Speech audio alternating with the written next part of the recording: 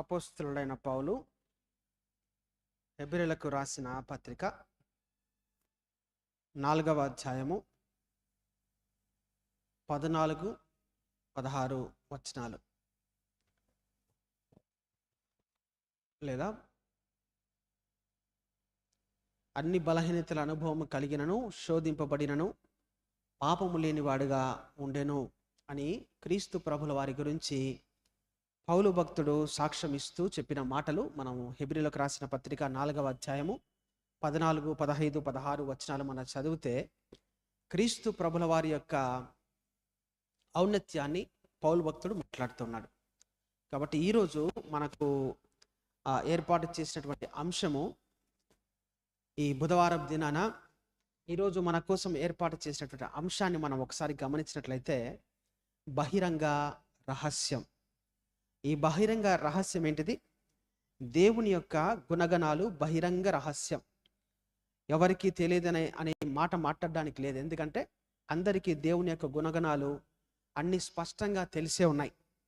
అయితే ఆ గుణగణాల యొక్క గొప్పతనాన్ని మనం గ్రహించడంలో మనము విఫలమవుతున్నాం. కాబట్టి ఈ 40 దినాలు దేవుని యొక్క ప్రేరేపణ ద్వారా పెద్దలు మనకు ఏర్పాటు చేసినటువంటి ఈ వాక్యాలు మనం ధ్యానం చేసుకోవడం ద్వారా కొత్త విషయాలు, ఆత్మీయమైనటువంటి విషయాలు మనం నేర్చుకోవడానికి మనం ప్రయత్నం చేద్దాం. ఆ ప్రయత్నంలో భాగంగా మనం నేర్చుకోవాలంటే మొదటగా మనకు బోధకుడు అవసరం. కాబట్టి ఆ పరమ బోధకుని యొక్క సహాయం కొరకు మనం కళ్ళు మూసుకొని ఒక 30 క్షణాలు కళ్ళు మూసుకున్నట్లయితే మనం ప్రార్థనలో గడుపుదాం. కృప కనికరమ కలిగిన మా ప్రియ పరలోకపు తండ్రి, దయామయుడ, నిత్యుడగు తండ్రి, సర్వాధికారి ప్రభా, నీ కృపకు పాత్రులము కానప్పటికీ ఏమాత్రము ఎన్నిక లేని వారము, ఏమాత్రము మీ దృష్టిలో ఉండటానికి అర్హత లేని వారము, నీ కృపకు ఏమాత్రము మేము పాత్రులము కానప్పటికీ మీ అపారమైనటువంటి పరలోకపు ప్రేమ ద్వారా, నీ ప్రేమ కారణంగానే ప్రభా, మీ కృప కారణంగానే, మీ ఉచితమైన కృప కారణంగానే మేము ఇంకా సజీవుల లెక్కలో ఉంటూ ఈ మధ్యాహ్న కాల సమయంలో ఈ ఆలయంలో చేరి ఈ విధంగా నీ గుణగణాలను దర్శించబోతూ ఉన్నాం. నీ గుణగణాలను గురించి ఒకరితో ఒకరము మాట్లాడుకోబోతూ ఉన్నాం. పరమాత్మ దేవా, మీరే మాకు సహాయము దయచేయండి. మీ ఆత్మను మా మధ్యలో ఉంచి పరిశుద్ధాత్మ తండ్రి, నిత్యమైన పరమ బోధకునిగా పరమ గొప్ప టీచర్గా మా మధ్యలో నుండి ఇక్కడ నిలబడినటువంటి నీ దీన దాసునితో సహాయం ద్వారా మీరే మాట్లాడి మా ఆత్మలను మీరు బలపరచమని, ఈ లెట్ దినాలలో మా జీవితాలు ఇంకా ఆత్మీయంగా మెరుగు స్థితిలో రావటానికి ఈ ఆరాధనలు, ఈ కార్యక్రమాలు, ఈ ప్రార్థనలన్నీ కూడా సహాయపడే రీతిగా కృప చూపించమని మా ప్రభు అయిన క్రీస్తు ద్వారా అడిగి వేడుకుంటున్నాము తండ్రి, ఆమేన్. ప్రియమైన వారలారా, యేసుక్రీస్తు ప్రభు తన గురించి తను చెప్పినటువంటి ఒక మాట మనం యోహాను సువార్తలో చూస్తాం. ఏమంటాడైనా? యోహాను సువార్త 14వ అధ్యాయంలో, నేనే మార్గమును, నేనే సత్యమును, నేనే జీవమును, నా ద్వారానే తప్ప ఎవడను కూడా తండ్రి యొద్దకు వెళ్ళడానికి వీల్లేదు, తండ్రి యొద్దకు వెళ్ళేటువంటి అవకాశమే లేదు. ఎందుకంటే I'm the only way, there is no other way. లోకంలో మీరు ఏ మార్గం గుండా వెళ్ళాలన్నా, లోకంలో ఎవరి ద్వారా మీరు పరలోక రాజ్యానికి ప్రవేశించాలి మీరు ప్రయత్నాలు చేసినా కూడా ఆ ప్రయత్నాలన్నీ విఫలం అవుతావు. కానీ నా ద్వారా మీరు ఎప్పుడైతే వెళ్తారో, నేనే గొర్రెల మార్గమును, గొర్రెలు వెళ్ళే గొర్రెల దొడ్డిని అని అంటాడు కదా, నేనే మార్గమును అంటాను. సో ఆ మార్గమైనటువంటి ఆ యేసుక్రీస్తు ప్రభుల వారి యొక్క నిజమైనటువంటి మార్గాన్ని తెలుసుకోవటానికి పరిశుద్ధాత్మ దేవుడు ఈరోజు మనకు కొన్ని విషయాలు మనకు సహాయం చేయబోతున్నాడు. దేవుని యొక్క గుణగణాలు తెలుసుకోవడానికి పరిశుద్ధాత్మ దేవుడు మనకు సహాయం చేయబోతా ఉన్నాడు. స్పష్టంగా దేవుడు ఎవరో, నువ్వు పూజిస్తున్నటువంటి దేవుడు ఎవరో, నువ్వు అధికారి, నా జీవితానికి ఈయనే అధికారి, నా గృహానికి ఈయనే అధిపతి అని మనం ఏ విధంగా అయితే మనం నోరు తెరిచి చెప్పుకుంటున్నామో, చెప్పినటువంటి ఆ మాటను బలపరచడానికి, నీ హృదయంలో ఉన్నటువంటి ఆ మాటను బలపరచడానికి పరిశుద్ధాత్మ దేవుడు ఈరోజు మనకు కొన్ని విషయాల ద్వారా సహాయం చేయబోతా ఉన్నాడు. ఎందుకంటే యేసుక్రీస్తు ప్రభు నిజంగా దేవుడా లేకపోతే మనిషి రూపంలో వచ్చినాడు కదా. తల్లి గర్భం నుంచి వచ్చిన వాడు మనిషి ఉంటాడు కదా. ఆ మనిషి దేవుడు ఎలా అవుతాడు? దేవుడు అవటానికి గల కారణాలు ఏంటిది? దేవుడిగా తనంతకు తానుగా ఎలా ప్రొజెక్ట్ చేసుకున్నాడు, ఎలా నిరూపించుకున్నాడు అని చాలా సందర్భాలలో కొంతమంది కొన్ని వేల మంది వందల సంవత్సరాలుగా కాదు, వేల సంవత్సరాలు 2025 సంవత్సరాలను క్రితం, 2025 సంవత్సరాల నుంచి, అంటే క్రీస్తు పుట్టినది మొదలుకొని ఆయన మరణించిన తదుపరి ఈ రోజు దాకా కూడా క్రీస్తు ప్రభుల వారి యొక్క దైవత్వాన్ని బట్టి, క్రీస్తు ప్రభుల వారి యొక్క మానవ రూపాన్ని బట్టి ఎన్నో రకాలుగా డిబేట్స్ జరుగుతూ ఉన్నాయి, కొట్లాడుకుంటున్నారు, తిట్టుకుంటా ఉన్నారు. ఎవరికి తోచిన వాళ్ళ ఒపీనియన్స్ థియరీస్ తీసుకొని వచ్చి చెబుతా ఉన్నారు. అయితే దేవుని యొక్క గుణం ఏంటిది అని చాలామంది వేదాంతులు మాట్లాడిన తర్వాత వాళ్ళు వచ్చినటువంటి ఒక కన్క్లూజన్ ఏంటిదంటే, Christ is not 100% human being, Christ is not 100% divine person అని కొంతమంది వాదిస్తే, కొంతమంది ఏం వాదించారంటే దేవుడు 100% మనిషే, యేసుక్రీస్తు ప్రభువు 100% మనిషే, 100% దేవుడు. అంటే మనుష్య కుమారుడు రూపంలో ఉన్నటువంటి దైవ కుమారుడు. ఇటు మనిషికి పోలినటువంటి పోలికలు ఉన్నాయి, మనిషికి పోలినటువంటి అన్ని ఫీలింగ్స్ ఆయనకున్నాయి. మనిషి ఏ విధంగా అయితే ఏ రకమైనటువంటి శోధనల గుండా వెళ్తాడో ఆ శోధనలన్నింటినీ గుండా వెళ్ళటానికి తన శరీరం మార్చబడింది, తన శరీరం పొందుకున్నాడు. తల్లి గర్భములో నుంచి, మలమూత్రాలు కలిగినటువంటి తల్లి గర్భములో నుంచి, రక్తమాంసాలు కలిగినటువంటి తల్లి గర్భంలో నుంచి బయటకు వచ్చినటువంటి ఈ యేసుక్రీస్తు ప్రభువు వారికి ఉన్నటువంటి అతి శ్రేష్టమైన గుణం ఏంటిదంటే, నువ్వు నేను ఏ శోధనల గుండా వెళ్తున్నామో, మనందరం ఏ శోధనల గుండా ఇన్ని రోజులు మనం ప్రయాణించామో ఆ శోధనలన్నిటిలో కూడా ఆయన పాలుపొందులు పొందినాడు. ఆయన అన్ని శోధనలు ఆయన రుచి చూసినాడు. ఈ శోధన ఎలా ఉంటుందో ఆయనకు అన్ని తెలుసు. అందుకే ఏమంటాడు ప్రభు అయిన యేసుక్రీస్తు ప్రభుల వారు, ప్రయాసపడి భారము మోస్తున్న నా ప్రియమైన నా బిడ్డలారా, నా కుమారులారా, నా కుమార్తెలారా, మీరు నా యుద్ధకు రండి, నేను మీ ప్రయాసమును తీసివేసి నీ కన్నిటిని నేను ఆనంద బాష్పాలుగా మారుస్తాను అంటాడు దేవుడు. ఆ మాట ఎందుకంటా ఉన్నాడు దేవుడు? నువ్వు మోస్తున్నటువంటి ప్రయాస, ఆ భారం ఎంతో ఆయనకు తెలుసు. నువ్వు మోస్తున్నటువంటి నీ హృదయంలో ఉన్నటువంటి వేదన ఎంత బలమైన వేదనో ఆయనకు తెలుసు. ఎందుకంటే ఆయన జీవించినటువంటి 33.5 సంవత్సరాల జీవిత కాలంలో ఆయన మినిస్ట్రీ ఆరంభించడానికన్నా ముందు, అంటే 30 సంవత్సరాల వరకు ఆయన ఎలాంటి జీవితం జీవించాడు? Normal human being. ఒక మనిషి తన కుటుంబంలో తన కుటుంబ జీవితం ఎలా కొనసాగిస్తాడో, తల్లితో తిట్లు తింటాడు, అన్నదమ్ములతో కొట్లాడింటాడు, తండ్రితో కొట్లాడింటాడు, తండ్రితో తిట్లు తింటాడు, బయట ఆడుకొని ఉంటాడు. ఎన్నో రకాల మనిషి ఏ విధంగా అయితే ఎన్ని రకాల అనుభవాల గుండా వెళ్తాడో అన్ని రకాల అనుభవాలు దేవుడు చూస్తున్నాడు. అందుకే అంటా ఉన్నాడు, మీరు ఆకలి కొని ఉన్నారా? నాకు తెలుసు ఆకలి ఏంటిదో. మీ ఇంట్లో ఎవరైనా చనిపోతే మీ హృదయం ముక్క చెక్కలై బద్దలైందా? నాకు తెలుసు ఆ వేదన ఏంటిదో. లాజరు చచ్చిపోయినప్పుడు నేను కూడా అదే వేదన పడ్డా. నాకు తెలుసు హృదయం బద్దలైతే ఆ బద్దలైనటువంటి హృదయం తట్టుకోలేక ఎంత వేదన పడుతుందో ఐ కెన్ ఫీల్ దట్. నాకు తెలుసు. నేను కూడా I went through the same feeling. అదే మార్గం కూడా నేను కూడా ప్రయాణం చేసి, ఆకలి అయితే ఎలా ఉంటుందో నాకు తెలుసు. నీ శత్రువులే నీ సొంత ఇంటివారే నిన్ను పో అని నిన్ను తూకొడితే ఆ వేదన ఎలా ఉంటుందో నాకు తెలుసు. ఎందుకు? క్రీస్తు ప్రభుల వారిని గురించి వారి కుటుంబ సభ్యులు అనగా వారి సోదరులు ఏమంటా ఉన్నారు? మా సోదరునికి కాస్త వెర్రి. యేసుక్రీస్తు ప్రభుకు ఏమంట? కాస్త వెర్రి ఉంది, కొంచెం తిక్కోడు మావాడు, వాని మాటలు మీరు పట్టించుకోవద్దని సొంత సహోదరులు, సొంత కుటుంబ సభ్యులే ఆయనను తక్కువ చేసి మాట్లాడినప్పుడు ఆ అవమాన భారం ఎలా ఉంటుందో నాకు తెలుసు. నాకే ఇన్ని వేదనలు వస్తూ ఉన్నాయి, నాకే ఇన్ని బాధలు వస్తూ ఉన్నాయి, నేనే ఇన్ని శోధనల గుండా వెళ్తా ఉన్నా, నేనే ఇంత భయంకరమైన పరిస్థితుల గుండా వెళ్తున్నానని నువ్వు అనుకుంటున్నావేమో కానీ, but I know what you are going through. నువ్వు దేని గుండా వెళ్తున్నావో నాకు తెలుసు. నువ్వు ఎలాంటి సమస్యల గుండా వెళ్తున్నావో నాకు తెలుసు. కొరింథీయులకు రాసిన రెండవ పత్రిక 10వ అధ్యాయంలో పౌలు భక్తుడు అంటూ ఉన్నాడు, మనుషులకు కలుగు శోధనలు తప్ప మరి ఏ శోధనలు దేవుడు మనిషికి కలిగించడంట. మనుషులకు కలుగు శోధనలు తప్ప, జంతువులకు వచ్చే శోధనలు మనకు తీసుకొని రావడంలే దేవుడు. జంతువులకు కలిగే శోధనలు దేవుడు మనకు తీసుకొని రావడంలా. మనుషులకు కలుగు శోధనలు తప్ప మిగతా శోధనలు నేను మీ దగ్గరికి తీసుకొని రావడంలా.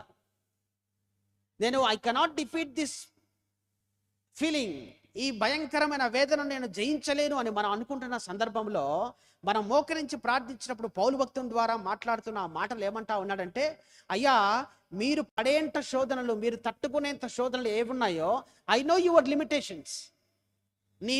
మీరు ఎంతవరకు మీ భారాన్ని మోయగలరో నాకు తెలుసు. ఆ భారము మోసేంత వరకు నేను మీకు శోధనలు ఇస్తాను, కానీ మీ బాధను, ఆ శోధనల ద్వారా మీరు తెగిపోయేంత వరకు నేను చూస్తూ కూర్చోను అంటాడు దేవుడు. ఒకవేళ మీరు ఆ శోధనలో ఉన్నా, ఏమంటాడు దేవుడు పౌలు భక్తుని ద్వారా, ఒకవేళ మీరు ఆ శోధనలు ఉన్నా కూడా దేవుడు ఏమంటాడంట, ఆ శోధనల గుండా మీరు బయటకు ఎలా వెళ్ళాలో మార్గాన్ని చూపిస్తాడంట దేవుడు. మనం ప్రార్థన చేస్తాం సాధారణంగా, ఏమని ప్రార్థన చేస్తాం? ప్రభువా నా జీవితంలో భయంకరమైన శోధనలు ఉన్నాయి ప్రభువా, నా ఎదురుగా భయంకరమైనటువంటి ఎరికో గోడలు లాంటి భయానకమైన పరిస్థితులు నా జీవితంలో ఉన్నాయి తండ్రి, వాటిని నేను జయించలేకపోతా ఉన్నా. I cannot defeat by my own, నా సొంత శక్తి చేత నేను జయించలేకపోతా ఉన్నా ప్రభువా, నాకు సహాయం చేయి అని మనం ప్రార్థిస్తున్నామా? అలాంటి ప్రార్థన మనం ప్రార్థిస్తున్నాం రెగ్యులర్గా. ప్రతి క్రైస్తవుడు, ప్రతి విశ్వాసి చేసే ప్రార్థన అదే ప్రార్థనే. నా ఎదురుగా శోధనలు ఉన్నాయి, ఆ శోధనలను తీసేయి ప్రభువా అని ప్రార్థిస్తూ ఉన్నాం. కానీ ఒక థియాలజీని అంటాడు, అలాంటి ప్రార్థన కాదంట ఒక క్రైస్తవుడు చేయాల్సింది. దేవుని దగ్గరికి వెళ్ళి, ప్రభువా నా సమస్యలు ఎంత పెద్దగా ఉన్నాయో చూడు ప్రభువా, ఈ సమస్యలు నేను జయించలేకపోతా ఉన్నా, ఆ సమస్యలను తీసేయని కాదు, అట్లా కాదంట మనం ప్రార్థన చేయాల్సింది. దేవుని దగ్గర మోకరించి ఆ సమస్యలకు చెప్పాలంట. ఏమని? ఓ సమస్యలైన ఎరుక గొడలారా, నా దేవుడు ఎంత గొప్పవాడో మీకు తెలుసా? నా దేవుడు ఎంత బలమైన వాడో మీకు తెలుసా? నా దేవుడు ఎంత శక్తి కలిగిన వాడో మీకు తెలుసా? నా దేవుడు ఎంత సార్వభౌమాధికారత్వం కలిగిన వాడో మీకు తెలుసా? ఒక్క మాట చేత దేవుడు ఈ కాస్మోస్, ఈ సృష్టినంతటిని సృష్టించిన గొప్ప దేవుడు నా దేవుడు. ఒకే ఒక్క మాట చేత కలుగును గాక అని పలకగానే భూమి ఆకాశాలు వేరైపోతా ఉన్నాయి, సముద్రాలు భూములు వేరైపోతా ఉన్నాయి, ఆకాశాలు జలములు వేరైపోతా ఉన్నాయి, భూమిలో నుంచి చెట్ల ఫలములు పైకి ఉబికి వస్తా ఉన్నాయి. ఎవడు కూడా దానికి నీళ్లు వేసి ఎరువులు వేసి పెంచి పోషించకున్నా కూడా నా దేవుని ఒకే ఒక్క మాట ద్వారా మధురమైనటువంటి ద్రాక్ష తోటలు మన జీవితాల్లో మనం చూస్తూ ఉన్నాం. ఆ మాటను ఎదురుగా ఉన్నటువంటి ఎరుకో గొడవలకు మనం చెప్పాలంట. నా దేవుడు ఎంత గొప్పవాడో తెలుసా? నువ్వు నిలబడినటువంటి నీ సమస్య, నిలబడినటువంటి నువ్వు నా ఎదురుగా, నా దేవుని ఎదుటగా నువ్వు గాలిలో రెపరెపలాడుతున్నటువంటి ఒక రేకువు. నిన్ను నేను లక్ష్య పెట్టవలసిన అవసరము లేదు, ఎందుకంటే నా దేవుడు గొప్పవాడు. నాలో ఉన్నాడు ఎలాంటి వాడంటామా? అందరికంటే బలమైన వాడు, శక్తిమంతుడు, నా ప్రేమ కలిగినటువంటి వాడు. ఆ ప్రేమామయుడు నేను వెళ్తున్నటువంటి ఆ ఇరుకు మార్గంలో, కఠినమైనటువంటి మార్గాల్లో వెళ్తా ఉంటే చూసి ఆనందించాడు. విలాపవాక్యంలో 3:33 అధ్యాయం 33 దేవుడు సర్వశక్తిమంతుడు, సర్వకాలము విడనాడు, ఆయన మనకు కావాలని వేదనలు కలిగించడంట. కావాలని మనకు వేదనలు కలిగించడంట. వేదనలు కలిగించిన ఆ వేదనలో నుంచి బయటకు వెళ్ళటానికి దారి చూపే దేవుడు మన దేవుడు. ఆ దారి కొరకు మనం ప్రయాసపడ. అందుకే యోహాను సువార్తలు అంటా ఉన్నాడు, ఎవరు మనకు దారి చూపేవాడు? నేనే మార్గమును, నేనే సత్యమును, నేనే జీవమును, నా ద్వారానే తప్ప, నా రక్తపు అడుగు జాడలలోనే తప్ప, నేను వెళ్ళినటువంటి ఆ అడుగు జాడలలో తప్ప మీరు వెళితే, ఆ అడుగు జాడలో వెళితే మాత్రమే మీరు నిత్య జీవం పొందుకుంటారు. ఆ నిత్య జీవానికి కారకునేటువంటి యేసుక్రీస్తు ప్రభుల వారు ఈరోజు మనతో మాట్లాడుతున్నటువంటి మాటలను మనం గమనించాలి. ప్రియమైన దేవుని కుటుంబం, ఆ పిలిపిలకు రాసిన పత్రికలో పౌలు భక్తుడు మాట్లాడుతూ దేవుని గుణగణాలను ఎంత అద్భుతంగా వర్ణిస్తాడో నేనే చదివి వినిపిస్తా. పిలిపిలకు రాసిన పత్రిక 2వ అధ్యాయంలో చదివితే దేవుడు అంటా ఉన్నాడు, క్రీస్తు యేసును కలిగిన ఈ మనస్సును మీరు కలిగి ఉండి, ఆయన దేవుని స్వరూపము కలిగిన వాడయ్యుండి దేవునితో సమానముగా ఉండుట విడిచిపెట్టకూడని భాగ్యమని తెలిసి కూడా ఆయన మన కోసం వాటిని విడిచి భూలోకానికి దైవ కుమారుడైనటువంటి యేసుక్రీస్తు ప్రభుల వారు మానవ రూపిగా భూమి మీదకి దిగి వచ్చాడు. దేవునితో సమానముగా ఉండవలసినటువంటి ఆ భోగ భాగ్యాలన్నిటిని కూడా ఎలా చేశాడు? ఆయన పెంటతో పోల్చినాడు. నాకు ఇవన్నీ అవసరం లేదు, నాకు ఇవి కాదు ముఖ్యం. నా కుమారులు నాశనమైపోకూడదు, నా బిడ్డలు నాశనమైపోకూడదు, నా బిడ్డలు పాపములో పడి చనిపోకూడదు, పాపములోనే నిత్యము నా బిడ్డలు మరిగిపోకూడదనే ఉద్దేశంతో ఆ పరలోకములో ఉన్న ఆ భోగభాగ్యాలన్నీ వదిలిపెట్టి దేవుడు భూమి మీదకి వచ్చి మన కోసం ఏం చేస్తా ఉన్నాడు? శిలువ మీద మరణించి తన రక్త యాగము ద్వారా, తను చేస్తున్నటువంటి ఆ మహాబలియాగము ద్వారా మనకు రక్షణ. ఆ మహాబలియాగము ద్వారానే మనకు రక్షణ.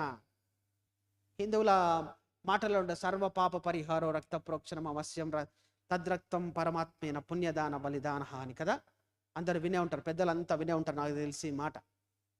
సర్వ పాప పరిహారో రక్త ప్రోక్షణం అవశ్యం. రక్త ప్రోక్షణ లేకపోతే పాపములకు పరిహారమే లేదంట.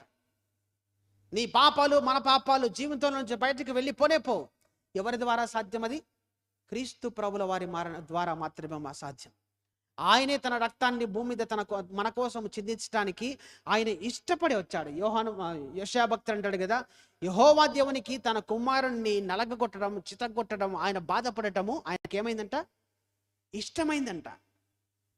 తన కుమారుడు భూమి మీద శిలువ మీద నలిగిపోతా ఉంటే యెహోవా దేవునికి ఇష్టంగా ఎలా మారింది? ఇష్టంగా ఎలా మారింది? ఆయన ఎందుకంత ఇష్టపడి తన కుమారుని నలగొట్టిస్తా ఉన్నాడు? ఆ ఇష్టపడడానికి కారణం ఏదంటే మన మీద ఉన్నటువంటి వల్లమానిన ప్రేమ, మన మీద ఉన్నటువంటి అత్యంత అద్భుతమైనటువంటి అగాపే పరలోకపు ప్రేమకు సాదృశ్యంగానే తన కుమారుని నలగొట్టడానికి దేవునికి ఇష్టమైందంట. అయితే మనం ఏం చేస్తా ఉన్నాం? మనకు ఉన్నటువంటి సమస్యలను బట్టి దేవునికి దూరంగా నడుచుకుంటూ వెళ్ళిపోతా ఉన్నాం, దేవునికి దూరమై వెళ్ళిపోతా ఉన్నాం, దేవునికి దూరమై వెళ్ళిపోతా ఉన్నాం. ఆ దూరాన్ని తగ్గించడానికే దేవుడు మహాబలియాగాన్ని చేస్తా ఉన్నాడు. భువనపు నాభి పైన జరగనుద్దేశించిన మహాబలియాగం. భువనపు నాభి, భువనపు నాభి అంటే దమా, నాభి అంటే బొడ్డు. భువనపు నాభి ఏంటిది? భువనపు నాభి, భువనపు నాభి అనగా యెరూషలేము భూమికి నడిబొడ్డులో ఉంది. యెరూషలేము భూమికి నడిబొడ్డులో ఉంది. అందుకే వేదాలు చెప్పినట్టుగా భువనపు నాభిపై ఒక బలియాగము జరగాలి అని వేదాల్లో ఉన్నట్టుగా ఆ భువనపు నాభి అయినటువంటి యెరూషలేములో దైవ కుమారుడైనటువంటి ఆ పాపం ఎరిగినటువంటి ఆ గొర్రెపిల్ల ఆ బలియాగం కావటం ద్వారా మన పాపముల నుంచి మనకు విడుదల, మన పాపముల నుంచి మనకు విముక్తి, మన పాపముల నుంచి మమ్మల్ని ప్రక్షాళన గావించబడి గొర్రెపిల్ల రక్తము చేత ఉదక స్నానము చేయించబడి ధవల వర్ణాలు ధరించేటువంటి స్థితిని దేవుడు మనకిస్తా ఉన్నాడు. అయితే మనకున్నటువంటి ఒక గొప్ప వీక్నెస్, మనకున్నటువంటి ఒక గొప్ప బలహీనత, మన ఎదురుగా ఉన్నటువంటి సమస్యలను బట్టి మనం దేవునికి దూరంగా వెళ్ళిపోతా ఉన్నాం. తట్టుకోలేక, తాళలేక, భరించలేక, వాటిని గెలవలేక, గెలిచడానికి ఒక మార్గం కనపడక మన జీవితము మన దేవునికి దూరంగా వెళ్ళిపోతా ఉంది. అయినా దేవుడు ఏమంటా ఉన్నాడు? నేను మీకు ఒక మార్గాన్ని చూపిస్తా అంటున్నాడు దేవుడు. అబ్రహాముకు దేవుడు చెప్తాడు, ఏమని చెప్తాడు? అయ్యా, నువ్వెంతగానో ప్రేమించావు నీ కుమారుని, నువ్వెంతగానో ప్రేమించావు నీ కుమారుని. ఎన్ని సంవత్సరాల తర్వాత పుట్టినాడు మా పిల్లడు? దేవుడు వాగ్దానం చేసిన తర్వాత ఎన్ని సంవత్సరాల తర్వాత పుట్టినాడు ఇస్సాకు? 25 సంవత్సరాల తర్వాత పుడతాడు. 75 సంవత్సరాల వయసులో యెహోవా దేవుడు అబ్రహాముతో చెప్పిన వాగ్దానం, అయ్యా, నువ్వు నీ తల్లిదండ్రులను వదిలిపెట్టి నువ్వు వెళ్ళిపో, నేను నీకు బ్రహ్మాండమైన సంతానాన్ని ఇస్తా, నీ సంతానము ఇసుక రేణువుల వలె ఉంటారు, ఆకాశపు నక్షత్రముల వలె ఉంటారని చెప్తే ఆయన గుడ్డిగా నమ్మేసి పూర్తిగా బలమైన విశ్వాసం కాబట్టి గుడ్డిగా నమ్మేసినాడు. గుడ్డిగా నమ్మేసి ఏం చేస్తా ఉన్నాడు? తన పరివారం అంతా తీసుకొని బయలుదేరి వెళ్ళినాడు. వెళ్ళినటువంటి తర్వాత 25 సంవత్సరాలకు పుట్టినటువంటి ఆ ఇస్సాకును ఎంత అల్లారుముద్దుగా పెంచుకొని ఉంటాడు అబ్రహాము, ఎంత ప్రేమగా పెంచుకొని ఉంటాడు అబ్రహాము. అయితే దేవుడు ఏమంటా ఉన్నాడు? అబ్రహామా, నీ కుమారుని తీసుకుని వెళ్ళి పర్వతం మీదకి తీసుకుని వెళ్ళి నా కొరకు నువ్వు బలివు, దహన బలిగా అర్పించు. ఎంత కఠినమైన హృదయం దేవుంది, ఎంత కఠినమైన హృదయం దేవుంది, యెహోవా దేవునిది. అల్లారు ముద్దుగా పెంచుకున్నటువంటి తన కుమారుడు, దాదాపుగా 16 సంవత్సరాల వయసు ఉన్నటువంటి ఆ కుమారుడు తనతో పాటుగా పక్కన 3 దినాలు నడుచుకుంటూ వస్తా ఉన్నాడు. కట్టెల మోపు నెత్తిన మీద పెట్టుకొని, గాడిద పిల్లను పట్టుకొని, బలికి కావాల్సినటువంటి సామాన్లన్నీ సరంజామా అంతా తీసుకొని తన తండ్రితో పాటుగా ఒక పనివాడిని ముందు పెట్టుకొని ముగ్గురు కలిసి 3 దినాలు ప్రయాణం చేస్తున్నప్పుడు అబ్రహాము చేతిలో కత్తి, ఇస్సాకు తల మీద బలికి కావలసిన కర్రల మోపు, అవన్నీ తీసుకొని వెళ్తూ తన కుమారుని చూస్తూ 3 దినాలు తండ్రి పడినటువంటి వేదన, తండ్రి కాల్చినటువంటి కన్నీరు మన జ్ఞాపకం చేసుకోవాలి. ఇదిగో ఈ నా కుమారుణ్ణి నా దేవుడు ఉట్టి పుణ్యానికి బలిమని అడుగుతున్నాడే. నా కుమారుని నేను ఇక రాబోతున్న 3వ దినమున నేను నా కుమారుని చూడలేను, ఇంకా నా కుమారుడు నా జీవితం నుంచి వెళ్ళిపోతాడు అని ఆ వేదన తండ్రి ఎంత నలిగిపోయిండొచ్చో, ఎంత భయానకమైన స్థితిలో గుండా వెళ్ళిండొచ్చో. ఆ మార్గము గుండా వెళ్ళి పైకి వెళ్ళి కట్టెల మోపు తీసుకొని కట్టెల మోపు విప్పేసి ఆ గాడిద పిల్లను పనివాడిని కింద పెట్టేసి ఇద్దరూ పైకి వెళ్ళి కట్టెలు పేరుస్తున్న సమయంలో కొడుకు అడిగిన మాట, నాయన మనం బలి ఇవ్వటానికి వెళ్తా ఉన్నాం, కట్టెల మోపు ఉంది, నిప్పు ఉంది, అన్నీ ఉన్నాయి, కానీ బలి ఇవ్వటానికి పశువు ఎక్కడా, బలి ఇవ్వటానికి జీవం ఎక్కడా, దేన్ని మనం బలి ఇవ్వబోతా ఉన్నాం? దేవుడు ఏమంటాడు, అబ్రహాం ఏమంటాడు, యెహోవా ఈరే, ఆయన చూసుకుంటాడు, రా అని తీసుకుని వెళ్ళి తన కుమారుని చంపటానికి బలి ఇవ్వటానికి కట్టెల మీద పెట్టి తన కత్తి ఎత్తి చంపటానికి ఒక్క దెబ్బలో ఒక్క వేటలో తన కుమారుడు చనిపోతాడు. ఆ క్షణంలో దేవుడు ఏమంటా ఉన్నాడు, అబ్రహామా ఆగు, నీ విశ్వాసాన్ని నేను కనుక్కున్నా, నేను తెలుసుకున్నా. మన లిమిటేషన్స్ దేవునికి తెలుసు, మన అవధులు మన పరిధులు దేవునికి తెలుసు, మనం ఎంతవరకు తట్టుకోగలమో దేవునికి తెలుసు. అబ్రహాము ఎంతవరకు తట్టుకోగలడో దేవునికి తెలుసు. కత్తి ఎత్తేంత వరకు తట్టుకున్నాడు అబ్రహాము, కత్తి వేయబోతా ఉన్నాడు, తన కుమారుడు చచ్చిపోయిన తట్టుకోగలడు. ఆ తట్టుకునే శక్తి అబ్రహాముకు ఉందని తెలిసి ఏమంటా ఉన్నాడు దేవుడు, అబ్రహామా ఈ ఆపు.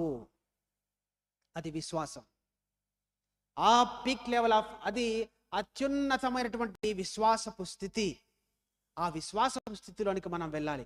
హెబ్రీయులకు రాసిన పత్రికలో పౌలు భక్తుడు అంటా ఉన్నాడు, మృతులను సహితము లేపుటకు యెహోవా సమర్థుడని ఎరిగి అబ్రహాము తన కుమారుని బలి ఇవ్వటానికి సిద్ధపడినాడట. అంటే ఆ విశ్వాసం ఎలాంటి విశ్వాసమో చూడండి ఒకసారి.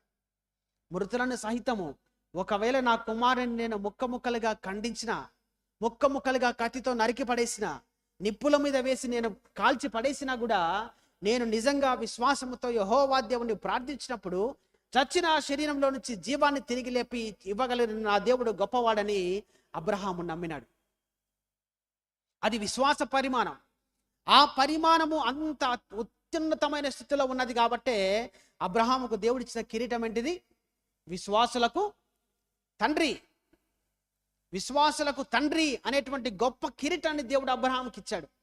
అయితే మన జీవితాలు ఎలా ఉన్నాయి? మనం మన విశ్వాస జీవితాన్ని ఎలా కొనసాగిస్తూ ఉన్నాం? మన విశ్వాస పరిమాణం ఎంతవరకు ఉంది? మనకున్నటువంటి చిన్న జీవితంలో, మనకున్నటువంటి ఆ చిన్న పరిధిలో మన జీవితం ఎంత జీవితం? మనమేం రాజులము చక్రవర్తులం కాదు కదా. మనకున్నటువంటి ఆ చిన్న పరిధి జీవితం, ఆ జీవితంలో మనకు వచ్చేటువంటి ఆ కొద్దో గొప్ప సమస్యలను బట్టి చిచ్చి ఈ దేవుడే కాదు, నాకే ఇన్ని సమస్యలు తెచ్చిపెడతా ఉన్నాడు దేవుడు. ఎప్పుడు నా జీవితంలో ఎప్పుడు ఈ సమస్యలు తెచ్చిపెడతా ఉన్నాడు దేవుడు. నాకు ఈ సమస్యలు వద్దు గాక అని దేవుణ్ణి మనం అసహించుకుంటూ ఉన్నాం, దేవునికి దూరం అయిపోతా ఉన్నాం. అయితే ఈరోజు మనకు దేవుడు చెబుతున్నటువంటి మాట, ఒక రహస్యాన్ని దేవుడు మనకు బయలుపరుస్తా ఉన్నాడు. రహస్యాన్ని ఈరోజు ఒక రహస్యాన్ని దేవుడు బయలు చేయబోతా ఉన్నాడు. ఆ రహస్యమే దేవుని యొక్క గుణగుణాలు. ఆయన మన శరీరం పడే వేదన తెలిసిన దేవుడు, మన ఆత్మలు పడే వేదన తెలిసిన దేవుడు, మన మనసులో పడేటువంటి శోధనలు తెలిసినటువంటి దేవుడు. అన్ని రకాల శోధనలు గుండా దేవుడు ప్రయాణం చేసిన తర్వాతనే దేవుడు చెప్పే మాట, మీ ప్రయాసాలు మానుకొని మీరందరూ నా దగ్గర రండి అని. అయితే ఈరోజు మనము దేవుని యొక్క గొప్ప గుణాలను గురించి ఈరోజు మనం చర్చిద్దాం. మొదటిది మత్తయి సువార్త 4వ అధ్యాయము 2వ వచనం మనం చదివితే, మత్తయి సువార్త 4వ అధ్యాయము 2వ వచనాన్ని మనం చదివినప్పుడు ఇక్కడ అంటున్నటువంటి మాట, 40 దినములు 40 రాత్రులు ఉపవాసం ఉండిన పిమ్మట ఆయన ఆకలి కొనగా. ఎన్ని దినాలంట? 40 దినములు 40 రాత్రులు ఆయన ఉపవాసం ఉండగా ఆయన ఆకలి కొన్నాడు. ఆయన ఆకలి కొన్నాడు. ఆకలి కొని ఏం చేస్తా ఉన్నాడు? ఆకలి కొని తూలుతూ కింద పడుతూ లేస్తూ ఆ పర్వతం మీద వెళ్తా ఉండగా అపవాది వచ్చి శోధించటం ఆరంభించాడు. ప్రియమైన దేవుని బిడ్డలారా, మనం ఇక్కడ గమనించాల్సిన విషయం ఒకటి, పరిశుద్ధ గ్రంథంలో రాయబడలేదు కానీ దీని వెనకాల ఉన్నటువంటి ఒక సత్యాన్ని ఈరోజు మనం జ్ఞాపకం చేసుకోవాలి. ఎప్పుడైతే 30 సంవత్సరాలకు ముందు క్రీస్తు ప్రభుల వారికి శోధన కలిగిందా? 30 సంవత్సరాలకు ముందు క్రీస్తు ప్రభుల వారికి శోధన కలిగిందా? ఎక్కడైనా శోధన వచ్చినట్లు, శోధనలో పడినట్టు, అపవాది శోధించినట్టు ఎక్కడైనా మనకు చరిత్ర పుస్తకాల్లో ఎక్కడైనా రాసి ఉంచినారా? ఎక్కడ రాయబల్లా. కానీ ఆయన శోధనలు ఎప్పుడు పన్నాడు? ఎప్పుడైతే బాప్తిస్మం ఇచ్చి యోహాను దగ్గరికి వెళ్ళి బాప్తిస్మము తీసుకున్నాడో, తీసుకున్న మరుక్షణము శోధనలో పడతా ఉన్నాడు. వాడు అపవాది శోధిస్తా ఉన్నాడు. మన జీవితం కూడా అంతే. ఎప్పుడైతే నేను నా హృదయాన్ని దేవునికి అప్పగించాలని నువ్వు నిశ్చయం తీసుకుంటావో, ఎప్పుడైతే నా దేవుణ్ణి నేను నా హృదయానికి రాజుగా ఉండాలని నువ్వు ఎప్పుడైతే నిశ్చయించుకొని ఆయన వెంబడించడానికి నువ్వు ప్రయత్నం ఆరంభిస్తావో, ఆరంభించినటువంటి ఆ మొట్టమొదటి అడుగు మొదలుకొని అపవాది ఆ అడుగు వెంటనే వస్తూ ఉంటాడు. అప్పటిదాకా అపవాది నీ దగ్గరికి రాడు. వాడు అపవాది ఎప్పుడు వస్తూ ఉన్నాడు మన దగ్గరికి? నిజదేవుని వెంట వెళ్ళాలని నువ్వు ప్రయత్నం చేసిన, ఆరంభించిన మొట్టమొదటి క్షణం మొదలుకొని అపవాది మన వెంటనే వస్తూ ఉంటాడు. అపవాది మన వెంటనే మనల్ని శోధించడానికి మన వెంట ప్రయత్నం చేస్తూనే ఉంటాడు. మంచం దగ్గర అపవాది ఉంటాడా? చెడ్డం దగ్గర అపవాది ఉంటాడమ్మా? మంచి వాళ్ళ దగ్గర అపవాది ఉంటాడా? చెడ్డం దగ్గర అపవాది ఉంటాడా అమ్మా? మంచి వాళ్ళ దగ్గర అపవాది ఉంటాడు. చెడ్డం దగ్గర అపవాది ఉండాల్సిన అవసరంలే. ఎందుకంటే వాడు ఆల్రెడీ పాపములో మునిగిపోయి, పాపములో పందిదొల్లన్నట్లు ఆ బురదలో పాపం అనే బురదలో వాడు పొల్లాడుతూ ఉన్నాడు. ఆ పందికి ఆ పాపం అనే వాసన ఉన్నటువంటి ఆ జంతువుకు మనం ఎన్నిసార్లు సువార్త చెప్పినా కూడా అది తీసుకుంటుంది ఆ జంతువు. అందుకే ఏమంటాడు? పందుల గుంపులో ముత్యాల చల్లటం వృధా. పందుల గుంపులో ముత్యాల చల్లటం వృధా. ఆ పాపపు గుంపులో మనం ఉండకూడదు అంటాడు దేవుడు. ఆ పాపపు గుంపు నుంచి మీరు దూరం రండి అంటాడు దేవుడు. ఆ పాపానికి మనం దూరంగా వెళ్ళిపోవాలి అంటాడు దేవుడు. పాపము మనల్ని ఎప్పుడెప్పుడు మనల్ని మింగుదినాన్ని ఎదురు చూస్తా ఉన్నాడు అపవాది. ఆ ఎదురు చూస్తున్నటువంటి అపవాదిని నువ్వు గెలవాలి అంటే నీ పరుగు ఎలా ఉండాలంట? పౌలు భక్తుడు అందుకే అంటాడు, నేను నా పరుగును తుద ముట్టించింది. పరుగున వెళ్ళినాడు ఆయన. నడుచుకుంటూ చిన్నగా కాలు మీద కాలు వేసుకుంటూ చిన్నగా అడుగు వేసుకుంటూ వెళ్ళలే. దేవుని దగ్గరికి ఎలా వెళ్ళినాడు ఆయన? పరుగున వేగిరపడి, ఆతురతతో, ఆశ కలిగి, ఆత్రముతో పరిగెత్తినాడు దేవుని దగ్గరికి. ఆ పరుగులో దేవుడు మనకు సహాయం చేస్తాడు. దేవుడు ఇక్కడ ఏం చేస్తా ఉన్నాడు? ఆకలిగా ఉంటా ఉన్నాడు. శోధనలో పడి ఆకలిగా ఉంటా ఉన్నాడు. ఆత్మీయమైన ఆకలి, మానసికమైన ఆకలి, శారీరకమైన ఆకలి, 3 రకాల ఆకలులు ఇక్కడ దేవుడు పొందుకుంటా ఉన్నాడు. ఆకలికి కారకుడు ఎవడు? పరిశుద్ధాత్మ దేవుడు. ఆ ఆకలికి కారకుడు ఎవడు? పరిశుద్ధాత్మ దేవుడు. పరిశుద్ధాత్మ దేవుడు ఎప్పుడైతే అగ్ని జ్వాలల ద్వారా క్రీస్తు ప్రభుల వారి మీద ఎప్పుడైతే ఆయన తాను ఆయన మీద చేసుకున్నాడో, చేసినది మొదలుకొని ఆయన పరిచర్యను ఆరంభించడానికి, తన హృదయాన్ని, తన శరీరాన్ని, తన ఆత్మను సిద్ధపరచుకోవడానికి 40 దినాలు 40 రాత్రులు కఠోరమైనటువంటి ఉపవాసం ఉండి ప్రార్థన చేస్తా ఉన్నాడు. ఆ ఉపవాస దినాలన్నిటిలో దేవునికి ఎవరు తోడుగా ఉండి నడిపించినారు? పరిశుద్ధాత్మ దేవుడు తోడుగా ఉండి నడిపించినాడు. ఆయన శరీరం ఆకలిగా ఉండటానికి, ఆయన ఆత్మ ఆకలిగా ఉండటానికి ఈయన ప్రేరేపణ కల్పించినాడు పరిశుద్ధాత్మ దేవుడు. ఆకలి కొనిన తర్వాత దేవుడు ఏమంటా ఉన్నాడు? ఆకలి కొంటూ నడుచుకుంటూ వెళ్తా ఉంటే అపవాది శోధకుడు ఏమంటా ఉన్నాడు? నువ్వు దైవ కుమారునివి కదా, ఈ రాళ్ళను రొట్టెలుగా చేసుకొని తినేసాయి, ఇద్దరం కలిసి తిందాం హాయిగా, ఈ రాళ్ళను రొట్టెలుగా మార్చుకొని తినేసాయి అంటా ఉన్నాడు. కానీ దేవుడు చెప్పిన మాట ఏంటిది? మనుష్య కుమారుడు కేవలము రొట్టె వలన కాదు, పరలోకము నుంచి వచ్చు దైవ మాటలైనటువంటి ఈ జుంటి తెనల ధారణ కన్నా మధురమైన ఈ వాక్యం ద్వారా మాత్రమే జీవింపగలుగుతాడు, కానీ ఈ రొట్టెల వల్ల కాదు అంటాడు దేవుడు. ఆకలిగా ఉన్నటువంటి ఆ యేసుక్రీస్తు ప్రభుల వారు మనమందరము ఆకలి కొనగా మన ఆకలి తీరుస్తా ఉన్నాడు. ఎక్కడ ఆకలి తీర్చినాడమ్మా? మత్తయి సువార్త 15వ అధ్యాయము, మార్కు సువార్త 8వ అధ్యాయము, 14వ అధ్యాయము 6వ అధ్యాయము ఈ అధ్యాయాలన్నీ చదివితే ఆకలి కొనినటువంటి వేల మందికి దేవుడు ఏం చేస్తా ఉన్నాడు? వారి ఆకలిని తీరుస్తా ఉన్నాడు.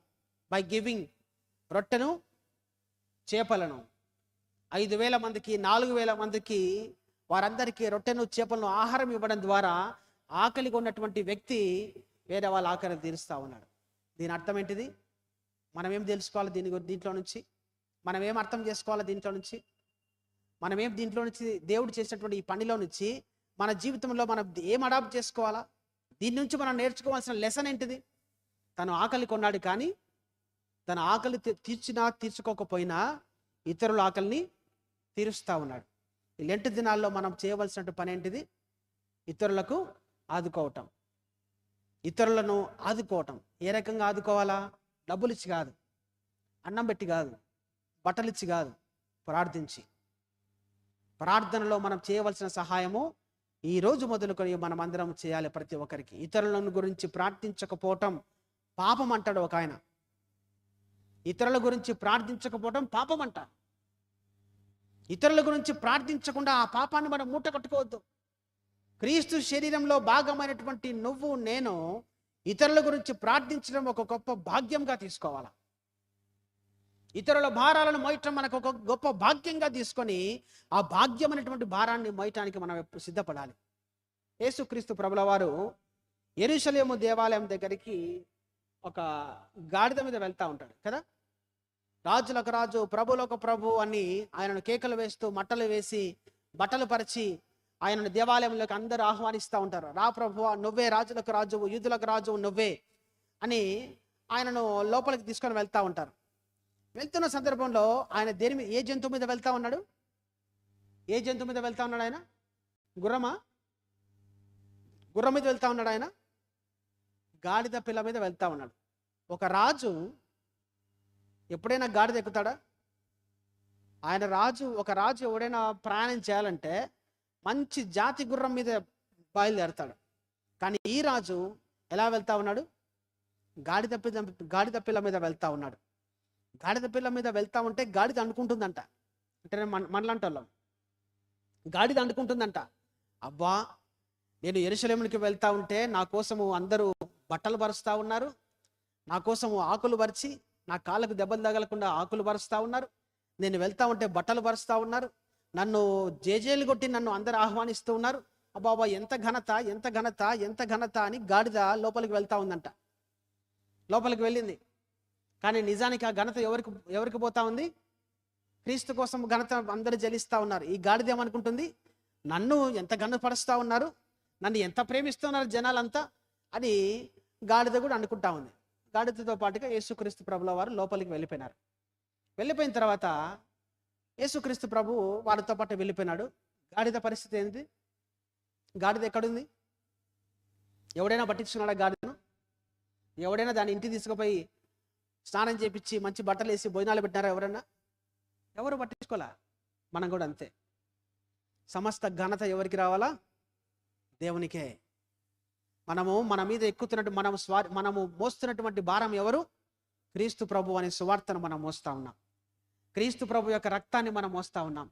ఆ భారమైనటువంటి బాధ్యతను మనం మోస్తా ఉన్నాం. ఈ దినాల్లో మనం మోయవలసిన, ఈ 40 దినాల్లో మనం మోయవలసిన భారం ఏంటిదంటే క్రీస్తు నామము అనేటువంటి భారాన్ని మనం మోయాలి. క్రీస్తు రక్తపు విలువను ప్రకటించే భారాన్ని మనం మోయాలి. క్రీస్తు ప్రభు తను రాజుగా యెరూషలేము దేవాలయంలో ప్రవేశిస్తా ఉన్నాడు. మరి మన హృదయంలో ఎలా ప్రవేశిస్తా ఉన్నాడు? మరి మన హృదయంలోనికి మరి ఎలా ఆహ్వానిస్తున్నారు? మరి వారేమో యూదులు, దేవుణ్ణి తెలియనటువంటి ప్రజలు కూడా ఆ యెరూషలేములో దేవుణ్ణి చూడాలని ఎంతగానో ప్రయాసపడి పరిగెత్తుకుంటూ వచ్చి చూస్తా ఉన్నారే. చిన్నప్పటి నుంచి దేవుడు తెలిసినటువంటి మనము మన హృదయాల్లోనికి దేవుని ఆహ్వానిస్తున్నామా? మరి దేవుణ్ణి లోపలికి పిలుస్తా ఉన్నామా? మన కుటుంబంలోనికి దేవుని ఆహ్వానిస్తూ ఉన్నామా? క్రీస్తు ప్రభుల వారికి ఒక స్థలాన్ని ఏర్పాటు చేసినామా? అది దేవుడు అడుగుతా ఉన్నాడు. ఆయన దప్పికొన్నాడు, ఆయన ఆకలిగా ఉన్నాడు. తను ఆకలిగా ఉన్నా కూడా ఇతరుల ఆకలిని తీరుస్తూ ఉన్నాడు. అది దేవుని యొక్క సుగుణం, దేవుని యొక్క అత్యున్నతమైనటువంటి గుణం. తన ఆకలి తీర్చుకోవడం మాత్రమే కాదు, కానీ పక్క వారి కోసం కూడా ఆలోచించేటువంటి బుద్ధి మనమందరం పొందుకోవాలి. రెండవది, రెండవ అత్యంత సుగుణము, ఆయన అత్యంత అద్భుతమైనటువంటి గుణము, ఆయన దప్పికొన్నాడంట. ఎక్కడ దప్పికొన్నాడమ్మా? నేను దప్పికొన్నానని ఎక్కడంటాడు? శిలువ మీద మరణానికి దగ్గర అవుతా ఉంటాడు. తన మరణ వాంగ్మూలంలో ఆయన చెప్పిన మాట, నేను దప్పికొనుచున్నాను, నాకు దప్పిక అవుతా ఉంది, నా నోరు పిడిచగట్టుకుపోయింది, నాకు నీరు కావాలి, దప్పిక తీర్చుకోవాలి అని ఆయన నేను దప్పికొనుచున్నాను అన్న వెంటనే అక్కడున్నటువంటి సైనికుడు ఏం చేస్తాడమ్మా? చేదు చిరక తీసుకొచ్చి క్రీస్తు ప్రభుల వారి నోటికి అందిస్తాడు. ఆ చేదు చిరక ఒక భక్తుడు రాస్తూ అంటాడు, ఆ చేదు చిరక మీద ప్రతి ఒక్కరి పేరు రాసి ఉంటుందంట. ఆ చేదు చిరక మీద ప్రతి ఒక్కరి పేరు రాసి ఉంటుందంట. ఆయన చేదు చిరకను తీసుకుంటున్న ప్రతి క్షణం ఆయన నోటి దగ్గరికి వచ్చినప్పుడల్లా మన పేరు దాని మీద ఉంటుంది. దానికి కారణం ఎవరు? ఆయన చేదును తీసుకోవడానికి కారణం ఎవరు? ఆయన చేదును తాగడానికి కారణం ఎవరు? అప్పటిదాకా తన స్నేహితులతో, శిష్యులతో మంచి ద్రాక్షారసం త్రాగుతూ బాగా ఎంజాయ్ చేస్తున్నటువంటి యేసుక్రీస్తు ప్రభుల వారు ఆ చేదు చిరకకు కారణం ఎవరై ఉన్నారు? మన పాపాలు. మన పాపాలు ఆయన చేదు చిరకను తీసుకోవడానికి కారణం. నీ దుర్మార్గపు ఆలోచనలు ఆయన చేదు చిరకను పొందుకోవడానికి కారణం. నీ ఆలోచన విధానం మార్చుకోనంత వరకు, దేవుని సన్నిధికి నువ్వు చేరనంత వరకు కూడా దేవుణ్ణి ప్రతిరోజు మనం శిలోమానికి అప్పగిస్తున్నామంట. ఎవరంటారు ఈ మాట? యాకోబు భక్తుడు అంటాడు, మీ పాపముల చేత ప్రతి దినము మీరు దేవుణ్ణి శిలువకు అప్పగిస్తున్నారు అంటాడు. ప్రతి దినం మన శిలోమానికి అప్పగిస్తున్నాం. ఎందుకు? పాపాల వలన. నేను పరిశుద్ధుడై ఉన్నాను కాబట్టి మీరు కూడా పరిశుద్ధుడై ఉండడండి. దేవుడు పిలిస్తే మనం ఆ పరిశుద్ధతను పొందుకోవడానికి ఏమాత్రం ప్రయత్నం చేయడంలే. ఆ పరిశుద్ధతను పొందుకోవడానికి మనం ఆశపడి దేవుని దగ్గరికి పరిగెత్తడంలే. ఆ వేదనతోనే దేవుడు చెప్తా ఉన్నాడు, అయ్యా నేను పరిశుద్ధునయ్యా, నన్ను ఫాలో అవుతున్న మీరు, నన్ను దేవునిగా ఎంచుకుంటున్నటువంటి మీరు కూడా పరిశుద్ధంగా జీవించాలి. ఈ పాపపు జీవితాన్ని మీరు ఇప్పటితో వదిలిపెట్టాలి. ఆ పాపపు జీవితాన్ని వదిలిపెట్టి నన్ను వెంబడించండి, పాపము లేకుండా చేస్తానంటాడు దేవుడు. ఆ పాపము లేని పాపపు రహితమైనటువంటి జీవితం జీవించాలంటే దేవుని యొక్క సహాయం అవసరం. ఒక స్త్రీ దేవుని దగ్గర ఒక సంభాషణ జరుగుతుంది యేసుక్రీస్తు ప్రభుతో. ఆయన దప్పికొని ఉంటాడు, నీళ్లు తాగాల, బావి దగ్గర కూర్చొని ఉంటాడు. ఒక స్త్రీ వస్తుంది. ఒక స్త్రీ వచ్చి క్రీస్తు ప్రభువుకు నీళ్ళు అందిస్తుంది. నీళ్ళు అందించడానికన్నా ముందుగా సంభాషణ జరుగుతుంది కదా. నువ్వు ఎవరయ్యా? నేను యూదుని. అబ్బా నేను సమరయ స్త్రీనే, నా దగ్గరికి మీరు రారు కదా, ఎందుకు వచ్చినారు? దప్పిక ఎత్తున్నాయమ్మా, తాగుతా నీళ్ళు. తాగడానికి సిద్ధపడ్డాడు, తాగాడు. తాగిన తర్వాత ఆయన చెప్తున్న మాటలు ఏంటిది? ఈ నీరు తాగిన నువ్వు మళ్ళా దాహం కొంటావు, కానీ నేనిచ్చే నీరు తాగితే నువ్వు జీవితంలో దప్పికొన్నావు. ఆ బండ అయినటువంటి క్రీస్తులో నుంచి వచ్చే నీటి ద్వారా మన జీవితంలో నిత్య జీవము, దాహము లేనటువంటి జీవితం మనం కొనసాగించవచ్చు. మోషే భక్తునికి దేవుడు చెప్తాడు ఏమని? నువ్వు వెళ్ళి ఆ బండతో మాట్లాడమంటాడా, కొట్టమంటాడు కదా. ఎన్నిసార్లు చెప్తాడు దేవుడు? మోషే కనాను దేశంలో, పాలు తేనెల దేశంలో వెళ్లకుండా ఉండడానికి కారణం ఏంటిది? మోషే కనాను దేశంలో, పాలు తేనెలు ప్రవహించే దేశంలో, వాగ్దాన దేశంలో ప్రవేశించకుండా ఉండడానికి కారణం ఏంటిది?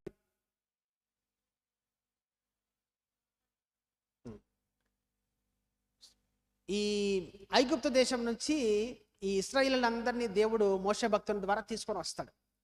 ఎన్ని సంవత్సరాలు నడిచినారు మోషే భక్తుని ద్వారా? ఆయనతో పాటుగా 40 సంవత్సరాలు విల్డర్నెస్లో, అడవుల గుండ్ల, చెట్లలో, ఎడార్లలో నడుచుకుంటూ వచ్చారు. ఒకానొక సందర్భంలో దాహం అవుతా ఉంది. వీళ్ళకు నీళ్ళు దప్పికి కావాలా, వాళ్ళకు మినరల్ వాటరే కావాలా, జనరల్ వాటర్ తాగరు వాళ్ళు. నీళ్ళు కావాలా, నీళ్ళ కోసం అడుగుతా ఉన్నారు, మోషతో కొట్లాడుతూ ఉన్నారు. నీళ్ళు కావాలయ్యా, మేము అక్కడున్నా బాగుండేది, అక్కడుంటే ఏదో మాకు 3 పూటలకు తింటుండే, టయానికి నీళ్ళు తాగుతుంటేమి, పనుకొని నిద్రపోతుంటేమి హాయిగా, నీతో పాటు వచ్చినాం, తిండి లేదు, తిప్పలు లేదు, నీళ్ళు లేదు, ఉట్టి తిప్పల కొట్టే ఉంది, తిండిలే, నీళ్ళులే, మంచి బట్టల్లా, ఉండడానికి మంచి స్థలంలా అని దేవుని మీద విపరీతమైన కంప్లైంట్లు ఇస్తూ ఉన్నారు. ఇప్పుడు మోషే ఏం చేస్తూ ఉన్నాడు? యెహోవా దేవుని దగ్గరికి వెళ్ళి ప్రార్థిస్తా ఉన్నాడు, ప్రభువా నీ కుమారులు భయంకరంగా కంప్లైంట్ ఇస్తున్నారయ్యా, నాకు తలనొప్పి వస్తుంది వీళ్ళతో, ఏం చేయమంటావు? వెళ్ళి అక్కడ కనబడుతున్న బండ దగ్గరికి వెళ్ళి ఆ బండ మీద నీ కర్రతో ఒకసారి కొట్టు. కొట్టిన వెంటనే దాంట్లోంచి ఏమొస్తాయంట? మధురమైన జలాలు వస్తాయి, తాగి తృప్తి పడతాడు అని చెప్తాడు దేవుడు. ఓకే, మంచిది, తాగుతారు, తృప్తి పడతారు, బాగైంది. మన జీవితం ఎలాంటి జీవితం? కుక్కతోక వంకర. బాగా దేవుని దగ్గర ఆశీర్వాదాలు పొందిన తర్వాత మన జీవితం ఎలా మారిపోతుంది? యెహోవా ఎవడని అంటాం మనం. ఆయనతో నాకేం పని, నాకు అన్నీ ఉన్నాయి, నా జీవితంలో నాకు సమస్తం ఉన్నాయి, మంచి సంపాదన నుంచి మంచి డబ్బు ఉన్నాయి, బంగ్లా ఉంది, ఇల్లు ఉంది, కార్లు ఉన్నాయి, అన్నీ ఉన్నాయి, నాకేం పని దేవునితో అనేటువంటి తలపొగురు క్రైస్తవులకు ఎక్కువ. అట్లాగే వాళ్ళకు కూడా ఆ తలపొగురుతో మళ్ళీ దాహం అవుతుంది కదా. మళ్ళీ దాహం అయినప్పుడు మళ్ళీ ఇదే గొడవ. మళ్ళీ ఇదే గొడవ అయితే మళ్ళీ మోషే గారు పోయి ప్రార్థన చేస్తారు దేవుని దగ్గర. మళ్ళీ గొడవ పెట్టినారు, ప్రభువా ఏం చేయమంటావు? మరి నువ్వు ఏమనద్దురా, నువ్వు వెళ్ళి బండతో మాట్లాడు అంటాడు. ఈయన ఏం చేస్తాడు? కోపంతో ఇలా ఎంత చెప్పినా వినర్రా బాబు అని వీళ్ళ మీద విసుగొచ్చి బండ మీద మళ్ళీ ఇంకొకసారి కొడతాడు. కొట్టిన వెంటనే నీళ్ళు రావడం అయితే వస్తాయి, కానీ ఆయన వెళ్ళకుండా దేవుడు ఆపేస్తాడు. ఎందుకు?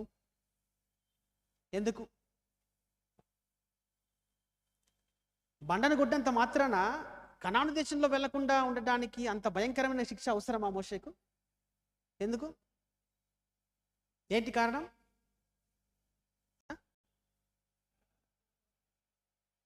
ఓకే, ఇశ్రాయేల్ వారి మీద కోపపడ్డాడు, మొదటి కారణం. రెండవది మాట్లాడమంటే కొట్టినాడు. ఓకే, ఆజ్ఞ అతిక్రమణ చేసినాడు, పాపం చేసినాడు. రెండవది ఇంకేమైనా ఉన్నాయమ్మా? 2 కారణాలు చెప్పినారు, ఇంకేమైనా ఉన్నాయా? అంతేనా సార్?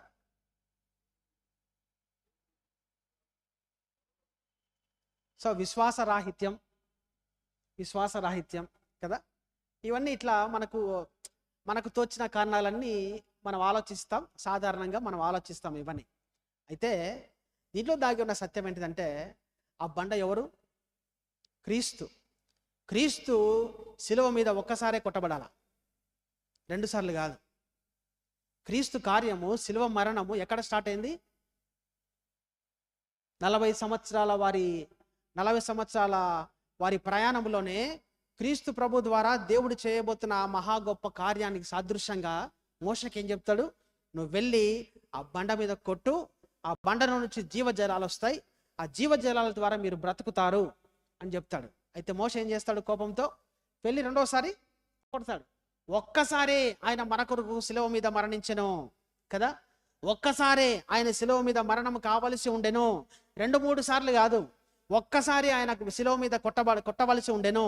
శిలువ మీద ఆయన కొట్టబడినాడు, శిలువ మీద ఆయన చావుకు సిద్ధపడ్డాడు, ఆయన చనిపోయాడు, సమాధి చేయబడ్డాడు, 3వ రోజున తిరిగి లేచాడు, సజీవుడిగా జీవజలాలు మనందరికీ అప్పగించాడు. ఆ విషయం వల్ల దేవుడు మీరన్నట్టు ఆజ్ఞ అతిక్రమణ చేసినాడు. అరే నా రక్షణ కార్యము ఒకసారి చేస్తా, నేను 2-3 సార్లు చేయను, ఒక్కసారి నేను చేసేది రక్షణ కార్యము. ఆ రక్షణ కార్యం నేను చేయవలసిన రక్షణ కార్యానికి సాదృశ్యంగా నువ్వు వెళ్ళి బండ మీద ఒక్కసారి కొట్టు బాబు అంటే నువ్వు 2-3 సార్లు కొట్టేసరికి దేవుడు కోపానికి గురైనాడు. ఆయన కనాను దేశంలో వెళ్లకుండా ఆపడానికి కారణమైంది. కాబట్టి అదే రీతిగా ఈ స్త్రీ దగ్గర దేవుడు ఏం మాట్లాడుతా ఉన్నాడు? అమ్మ, నేను ఇచ్చేటువంటి జీవజలాలు నువ్వు తాగితే నువ్వు జీవితంలో ఎప్పుడు కూడా దాహం అనేది నువ్వు చూడవు. నీ జీవితంలో నీకు దాహం కలగదు, నీ జీవితంలో నీకు లోటులు ఏవి ఉండవు. నన్ను నమ్ముకు నాతో పాటుగా రా అంటే ఆమె వెంటనే ఏమంటుంది? నేను నిజంగా మస్సయ్యని ఈరోజు నేను కనుగొన్నాను అని పరిగెత్తుకుంటూ వెళ్ళి వాళ్ళ ఊర్లోకి వెళ్ళి అందరిని పిలుచుకొని వస్తా ఉంది. రండి రండి రండి, నేను నిజంగా మస్సయ్యని కనుగొన్నాను, నేను మస్సయ్యని కనుగొన్నాను, రండి అని దేవుణ్ణి పరిచయం చేయడానికి తన బంధువులను, స్నేహితులందరినీ పిలుచుకొని వస్తా ఉంది.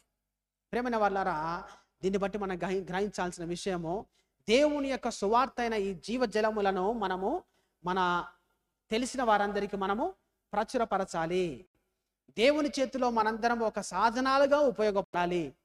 కేవలం విని వాటిని కొద్దో గొప్ప దాచుకొని వెళ్ళిపోవడం మాత్రమే కాదు. విన్నటువంటి వాక్యాన్ని మనం ఏం చేయాలంట? వెళ్ళినటువంటి ప్రతి చోట అవకాశం ఉన్న ప్రతి చోట ఆ విత్తనాలు నాటమంటా ఉన్నాడు దేవుడు. ఆ విత్తనాలు నాటేటువంటి బాధ్యత మనందరికీ ఇస్తా ఉన్నాడు దేవుడు.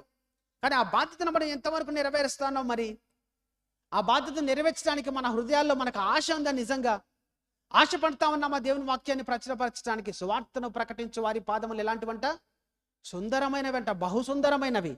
నీ సుందరమైనటువంటి పాదాలు ఏ కుటుంబంలో అడుగు పడతాయో, ఆ సుందరమైన సువార్తను మోసుకొని వెళ్తున్న నీ పాదాలు ఏ కుటుంబంలో అడుగు పడతాయో, ఆ పడినటువంటి ప్రతి కుటుంబము సుందరవనంగా మార్చబడుతుంది.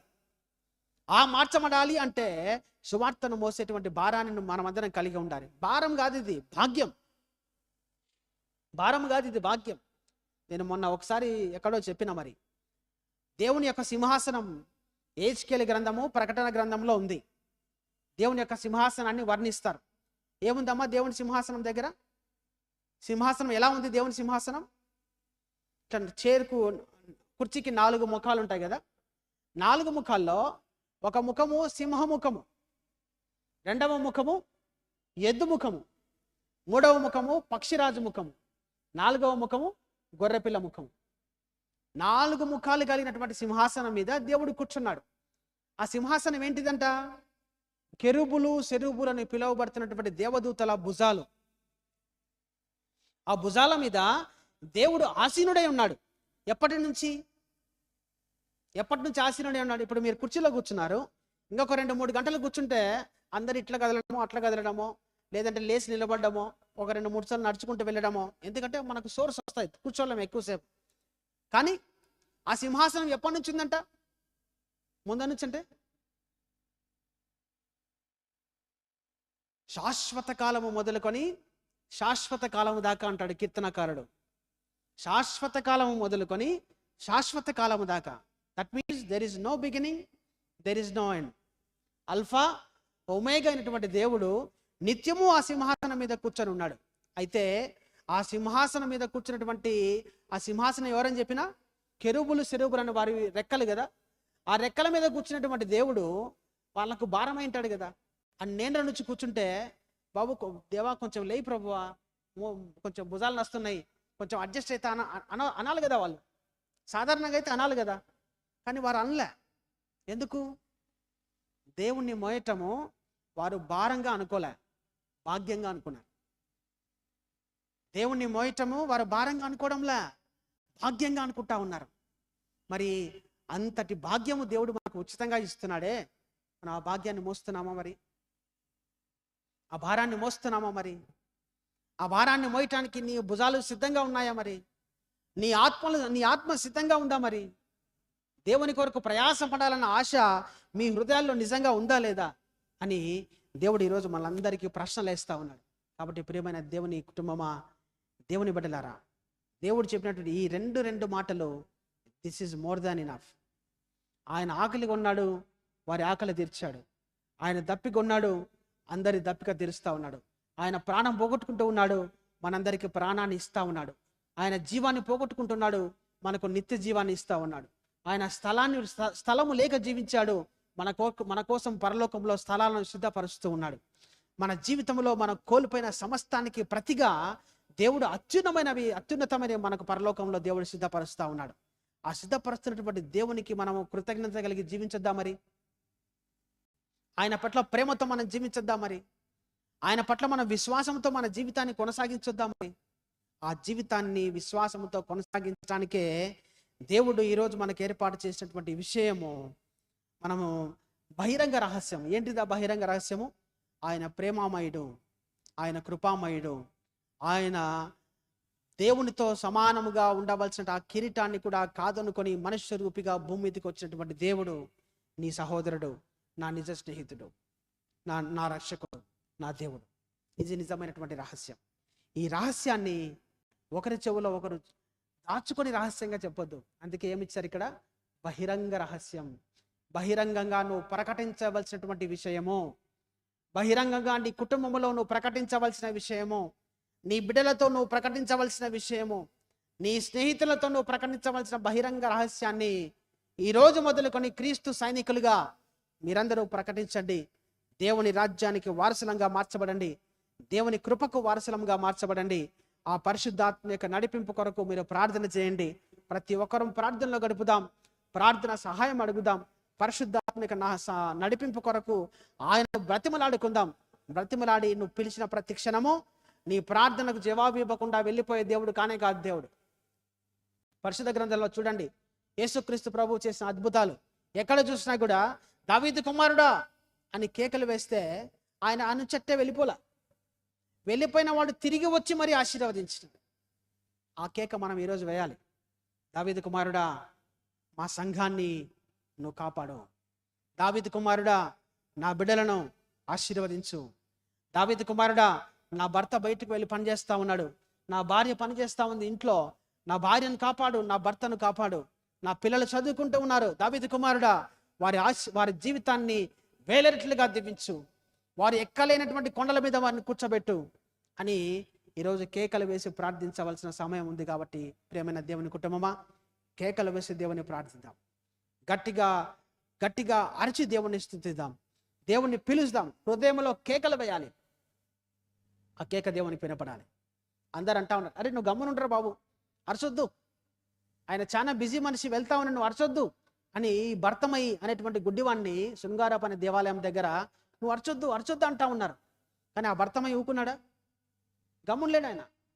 కేకలు బట్టి అడుస్తా ఉన్నాడు. లోకము నిన్ను నోరు మూయమని చెప్పినా, నీ కుటుంబం నిన్ను నోరు మూయమని చెప్పినా, ఇక చాలేరా బాబు, ఎన్నిసార్లు పోతావు చర్చిగా, నోరు మూసుకొని ఇంట్లో ఉండమని చెప్పినా ఏం చేయాలంటే మనము, దావీదు కుమారుడా నన్ను కరుణించు అని నిలుచున్న చోటనే ప్రార్థించాలి. నిలుచున్న చోటనే కేకలు వేసి ప్రార్థించాలి. నువ్వు ప్రార్థించినప్పుడు వెనక్కి తిరిగి వచ్చి చేతులుంచి ఆశీర్వదించే దేవుడు. కాబట్టి ప్రియమైన దేవుని కుటుంబమా, దేవుని సహాయం కొరకు ప్రార్థన చేద్దాం. పరిశుద్ధాత్మ యొక్క నడిపింపు కొరకు ప్రార్థన చేద్దాం. ఆ పరిశుద్ధాత్మ దేవుడు మనల్ని నిత్యము ఆశీర్వదించే దేవుడు, మనల్ని ప్రేమించే దేవుడు, కరుణించే దేవుడు. ఈ మాటలను దేవుడు ఆశీర్వదించును గాక. ప్రార్థన చేద్దాం. సకల దీవెనలు, సకల ఆశీర్వాదములు, సకల కృపలకు ఆధారభూతుడా ప్రేమగల మా తండ్రి, నీకు వందనాలు. ఈ మధ్యాహ్న కాల సమయంలో ప్రభువా, మా శరీరాలను మేము మార్చుకుని ఉపవాసము ద్వారా ప్రభా ఉపవాసం ఉండి నీ సన్నిధిలో మోకరించి ప్రార్థించే కృపనిచ్చిన తండ్రి, నీకు వందనాలు.